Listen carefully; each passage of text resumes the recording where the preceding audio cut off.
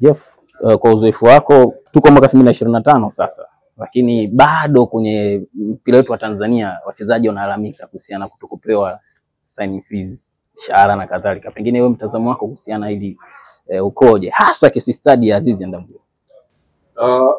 Kuna vitu viwili ambavyo vyote unaweza ukaviweka kwenye mwavuli mmoja kuishi kwenye mazoea. Kwanza ni issue ya wachezaji kujitambua. Sababu kama wewe ni mchezaji ambao unajitambua na unasimamiwa na watu serious, kiongozi hawezi kuteka advantage kwenye hali yako. Sasa kwa bahati mbaya huwa kuna mindset moja ambayo viongozi na mashabiki wanayo kwa wachezaji wetu wazao hivi na yamejengeka mazoea kwamba kama wachezaji hawa kusajiliwa na kulipwa fedha wanafanyiwa hisani ama wanafanyiwa charity au msaada. Ndio. Vis-a-vis uheshimu kwamba bana huyu ni kijana ambaye amekuja hapa kutafuta maisha. Sababu hii mpira ni kazi kama kazi nyingine. Sio jambo la kujitolea na sio jambo la kwamba mtu yuko pale anajifurahisha. Hii ni kazi, ni ajira. Huyu mtu ana familia yake, wazazi wake, na kama ilivyo mazoea, unajua wachezaji wengi wametoka katika familia duni. Ndio. Kwa hiyo mara nyingi huwa wanakwenda kusajiliwa na hizi timu very humble, mikono iko nyuma, wewe terms unazowekewa pale unakubaliana nazo kwa sababu uko katika position ya kuhitaji zaidi kuliko kudemand. Ndio maana wapo wachezaji wanalazimishwa kwamba bana badilisha meneja huyu, sisi hatutaki kufanya naye kazi, fanya kazi na meneja huyu. Yote hayo ni kwa sababu wewe uko kwenye uhitaji. Lakini kama wewe ni mchezaji serious, huwezi kulazimishwa kubadilisha meneja ili tu usajiliwe. Sababu kama unajiamini na kipaji chako, yani wewe timu ndio inahitaji zaidi huduma yako kuliko wewe unavyohitaji wao. Umeelewa? Ndio. Kama wewe ni mchezaji una uhakika kabisa kwa bwana mimi ni striker, naweza nikafunga magoli 20 kwenye ligi. Sawa? Hakuna mtu ambaye atakuwekea terms ambazo wewe ukubaliana nazo. Lakini kama wewe ni mchezaji ambaye una kipaji lakini haujiamini, unaona kama umesajiliwa pale unasaidiwa, matokeo yake utakuwa subjected kwa vitu vingi sana ambavyo vyote viko chini ya kuishi katika mazoea. Mpira wetu bado una mazoea mengi sana. Kwa maana leo unaweza kukuta kesi ya timu haijasajili timu ya under 20 na kanuni za club licensing zinasema kwamba mchezaji timu lazima iwe na timu ya wanawake, lazima iwe na timu ya vijana ili upewe hiyo leseni.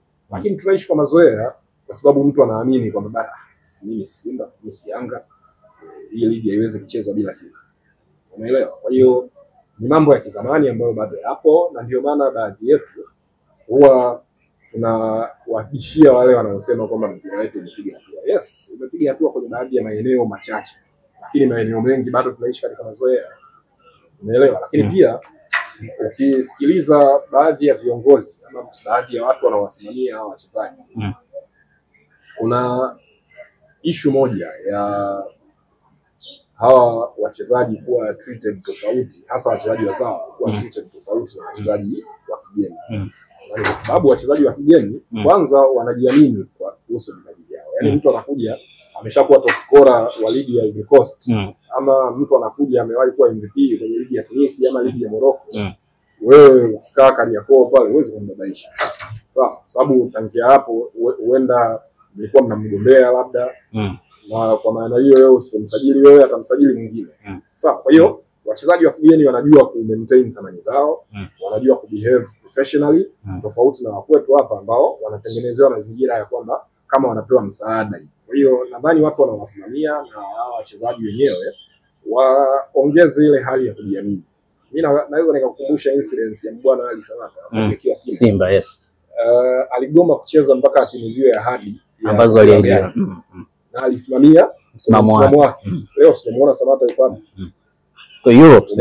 Kuna wachezaji hapa katikati wengine maskini ya Mungu amelazimika kustaafu kwa sababu amedai tu mshahara. Mtu anaahidiwa. Mimi naweza nikakutajia jina, nasema kwa sababu sina tu ruhusa ya mchezaji. Siwezi kukutaja, lakini wapo yuko mchezaji timu kubwa aligoma kwenda mazoezini kwa sababu hajalipwa mshahara, akatamkiwa na kiongozi kwamba wewe hautacheza mpira tena, na kweli yule mtu alicheza mpira tena mpaka leo. Kwa hiyo bado tuko kwenye mazingira hayo hayo, bado tunaishi sana kimazoea, ndio maana incidents kama hizi. Pengine cha mwisho sasa hapo, unafikiri nini kifanyike kwa mamlaka kuwasaidia hawa ili mambo haya yasitokee tena? Maana nyie mnapiga sana kelele, media zinapiga kelele, lakini still situation iko the same. Kabla ya hili jambo kufika kwenye mamlaka, linaanzia kwa wachezaji wenyewe na wasimamizi wao. Kwa mfano hii issue ya Aziz inaweza ikawa ni fundisho zuri, kwa sababu kwanza Aziz ametoka na akazungumza public, even though unaweza kukaa na taarifa ya kukanusha, lakini hiyo taarifa inakuja baada ya malipo kufanyika. Okay. Na imethibitika. Sisi hapa kama kwa wale wanafuatilia kipindi chetu cha siku ya Jumatano tarehe 12, tuna taarifa kwamba kesi imefika TFF. Tumezungumza na msimamizi wa mchezaji ambaye anaitwa Hilary. Okay. Umeelewa? Hiyo hayo yote yamesababisha mchezaji ametimiziwa ahadi yake, amelipwa installment ya kwanza sijui ya ngapi ambayo alikuwa anadai. Lakini haya yasingetokea kama asingeamua kutoka na kuweka wazi. Kwa hiyo hawa wachezaji wao wenyewe wajitambue, watambue thamani zao. Hawapewi misaada, wao wanacheza mpira, it's professional game.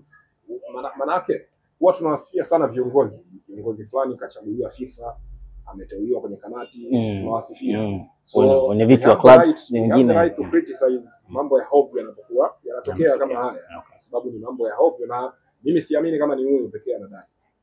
Siwezi kukuthibitishia na hakuna yoyote ambaye anaweza kunipeleka, kwa sababu hiki ni kitu ninachoamini, sio ninachojua. Lakini wewe na mimi in the same industry, unajua haya mambo. Wachezaji wengi wanaogopa kusema. Umeelewa? Wengi tu wanakuwa subjected vitu vya hovyo. Mtu unalazimishwa. Mimi huwezi kunilazimisha mimi nibadilishe manager. Jana nilikuwa nafuatilia podcast ya Roy Keane, mchezaji wa zamani wa United, wakati akiwa anafundisha kama coach ya Sunderland, alitaka kumsajili goalkeeper fulani. Yule goalkeeper akaweka masharti kwamba bwana, mimi kwenye timu yoyote nasajiliwa na kocha wangu wa makipa naye aingie kwenye staff ya timu husika ambayo itanichukua. Sasa Roy Keane akashangaa, kwa mimi tayari ninaye kocha wa makipa hapa, kwa nini nisajili kocha wa makipa wa ziada kwa sababu tunamtaka kipa huyu? Hapana, basi kama mimi lazima nimsajili kocha wako, hamna shida, mimi nitafuta kipa mwingine.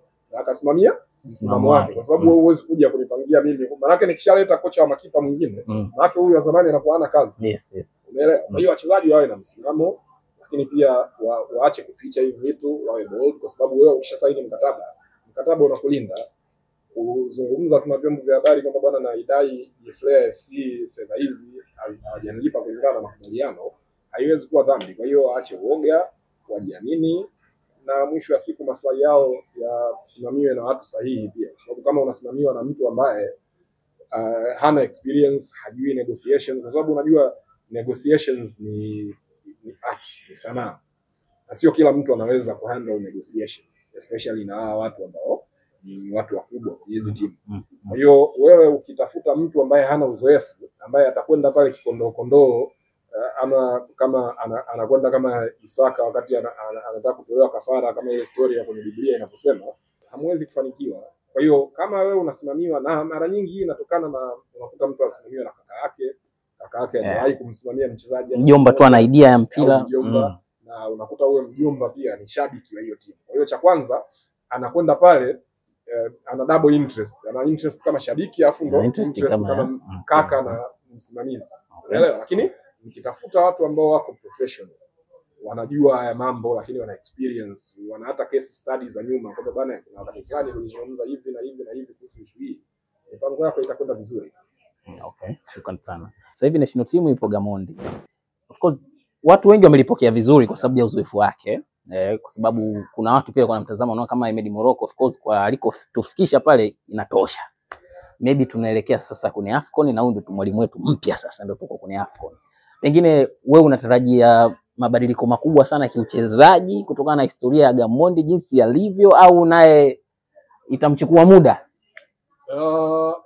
Unajua mimi sitegemei mabadiliko makubwa sana, kwa sababu wachezaji wetu bado watabaki wale tu.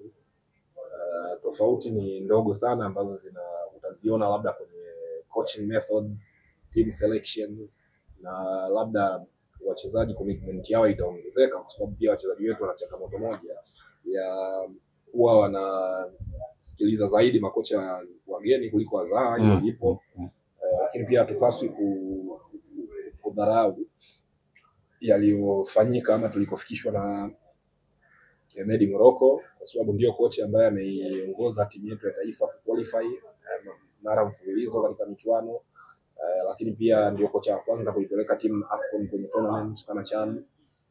Kwa hiyo mabadiliko yatakuwepo kwa sababu ni mwalimu tofauti, ana mbinu tofauti, ana staff wengine wa benchi la ufundi tofauti, lakini overall kwa haraka hii ya between now na AFCON mimi sitegemei kama kutakuwa na mabadiliko makubwa. Ambacho mimi natamani wamconfirm Gamondi kwamba ndio atakuwa kocha wa timu ya taifa mpaka kwenye michuano ya AFCON mwaka 2027, kwa sababu that way atakuwa katika nafasi ya kuplan mbali zaidi kuliko kuplan vitu vya muda mfupi. Mimi msimamo wangu kuhusu endeavors za timu ya taifa unafahamika. Mimi AFCON hii ya sasa hivi ya Morocco siangalii.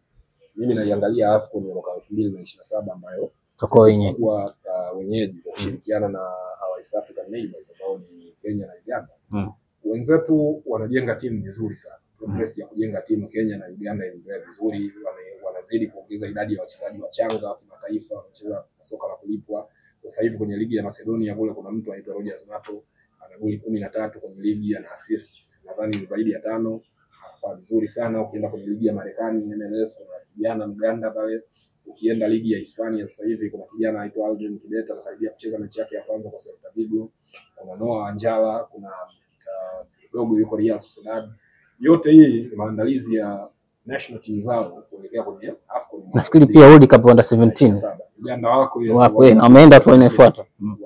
Wamemfunga France kwa mfano. Umeelewa? Kwa hiyo ambacho mimi natamani kukiona, kwa sababu sijaziona bado efforts za timu yetu ya taifa kwa AFCON ya mwaka 2027, ambao mimi ndio AFCON pekee ninayowadai performance. Mimi siwadai Taifa Stars performance. Hata Morocco tukienda tukafunga mechi zote, tukarudi bila shot on target, bila goli, huko tumefungwa goli 50 kwenye mechi 3, mimi I don't care, kwa sababu pale tunaenda kujifunza zaidi na kujenga platform ya perform vizuri, at least kufika robo finali kwenye AFCON ya mwaka 2027. Kwa hiyo tamanio langu kubwa ni Gamondi apewe mikoba rasmi na tujaribu kutengeneza mazingira ya longevity, kwamba huyu mtu apewe Taifa Stars kuanzia hapa tulipo mpaka 2028, kwa sababu hapo kuna AFCON ambayo mimi naamini timu itafanya vizuri.